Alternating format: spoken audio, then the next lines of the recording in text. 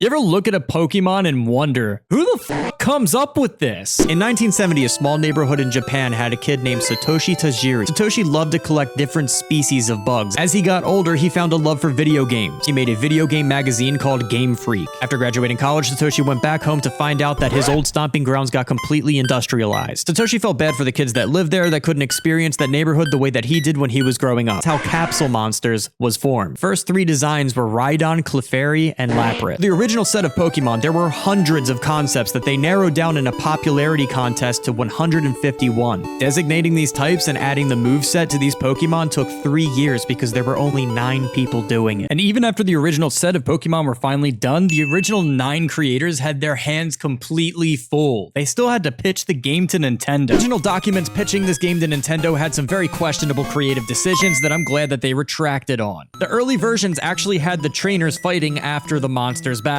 which especially here in America would probably be the more realistic version of Pokemon. You can even see that the original character was kind of more ready to fight. He was a little bit more bulked up and had a weapon. But this was redacted after Ken Sugimori basically said there's no point on having Pokemon in the way if we're just gonna fight after anyway. Also, a talk feature in the UI was pitched to be inside of the game. My guess is that you would have a conversation with an NPC that would give you clues about the area as well as understanding the lore of that character. And if I'm being honest, the lore was pretty bland as far as the characters go. I get it. You have a boyfriend. Originally, Pokemarts were going to sell and exchange Pokemon for gold, which we all know that today's standards, that's kind of a Team Rocket thing to do. But speaking of thieves, a very little known fact. When creating the first Pokemon game, having 2 games that launch at the same time was not their intention. In fact, it wasn't even their idea. That means no Pokemon Red or Blue, no Pokemon Silver or Gold, no Pokemon Lick a Booty, and no Pokemon My Ass.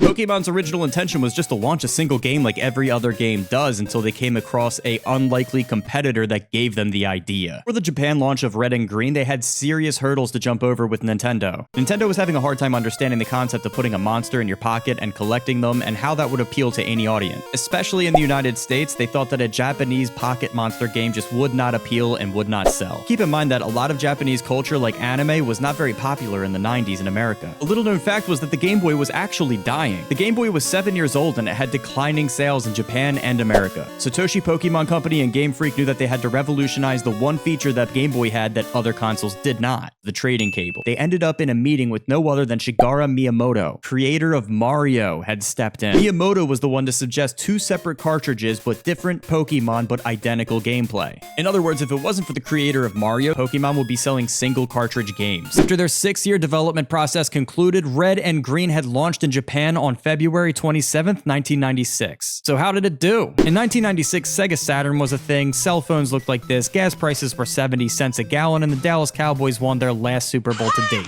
In other words, a lot has changed. Social media was not present. There were not streamers there to influence any consumers. There was not any statistics online that you can see. It was really just about how much stores were restocking and selling the game. Until he got a phone call from Nintendo saying that the game was an absolute colossal success. Following shortly after that phone call, discussions of a Pokemon manga, a trading card game, and even a 3rd game called Pokemon Blue had started. Pokemon Blue launched later that October exclusively in Japan and had some bugs smoothed out as well as new sprites of the Pokemon. And it was actually given out for free if you had a subscription to this magazine. Pokemon's success in Japan was all that they needed to see in order to branch out into the United States. However, the language gap made programming the game very difficult and took some time. On such a small screen, it was easier to display the Japanese language rather than English and took a lot of time and patience to program it. Also, in terms to fit the United States market, they also decided that Red and Blue would be a more widely considered opposite colors in the United States than Japan's Red and Green versions. But that's not the only genius marketing that Satoshi and Pokemon Company had up their sleeve. Satoshi and Pokemon strategically aired the Pokemon TV show just a few weeks before the game's official US launch in September 28, 1998. Pokemon was such a hit in the United States that the game was shortly after globally distributed, and by 1999, Pokemon sold 31 million copies. And 15% of the 31 million people that bought these games bought both of the games for themselves. The popularity of the cartoon caused a huge demand for a game that resembled Ash's Adventure. So on October 19, 1999, Pokemon Yellow was released. So the once heavily doubted franchise created by 9 colleagues has now produced 6 games in under 4 years. And today, Pokemon still thrives as the largest unsurpassed gaming franchise in the history of gaming at a worth of over $90 billion,